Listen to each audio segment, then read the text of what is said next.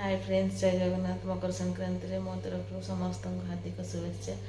आशा करुँ जगन्नाथ आशीर्वाद समस्ते बहुत भल थे। आज चलते बनैबा मकर चाउल।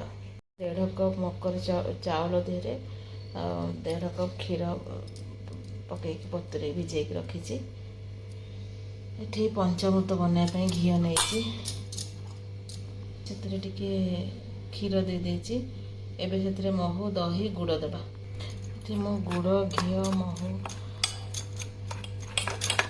क्षीर सब बनई पंचामृत टे बनई देची। एठी मो नड़िया कोरेक नहीं जाइए। छेना नहीं कदली अदा गोलमरीच गुजराती गुंड किसमिश चेरी काजू एठी नहीं डालिंब साकरकंद अंगूर सेव। आपन चाहिए आपन को आउ जहाँ फ्रुट्स भल आपन भी पकई पारे। मकर चाउल सब देखो देखे दूचे आउे सब प्रस्तुत करी। गोलमरीच गुजराती गुंड अदा कटा कदली डालिंब साकरकंद अंगूर छेना नड़िया काजू किसमिश आ चेरी एठी बतुरी दी चाउल प्रायतः 3-4 घंटा हे। आपको टी सुजी टाइप खद खदड़िया पूरा पालिश कले तिखल कले भल लगे। टी खद खदड़िया को ग्राइंडिंग करदे ना आप शिलर भी बाटी पारती। आज जेहेतु मकर संक्रांति समस्ते प्रायतः गुड़ी उड़ाती। जदि भी आपण मैंने किए गुड़ी उड़ाऊे सावधान सहित गुड़ी उड़ेबे। गुड़ी रे जेमती कहार जीवन प्रति विपद न आसो।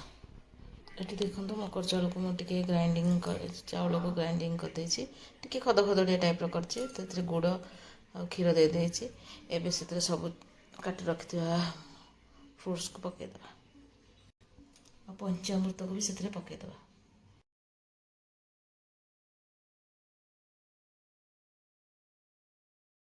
मेन जिनस मु भूली जाती उखुड़ा उखुड़ा पकईबे।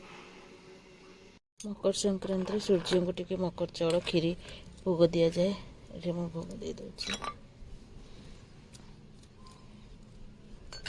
आपण मैंने केमती मकर चाउल करुँच मत निश्चिंत कमेंट सेक्शन में जनइबे। आज जदि मोर ये मकर चाउल रेसिपी आपण मानक भल लगे निश्चिंत मो चैनल को लाइक करेंगे और कमेंट मत जनइबे और मो चैनल को सब्सक्राइब करेंगे।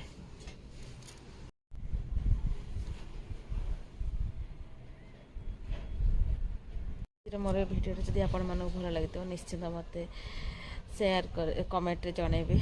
आपण मैंने केमती मकर चाउल बनाउछन निश्चिंत मत जनइबे। रखुची। जय जगन्नाथ।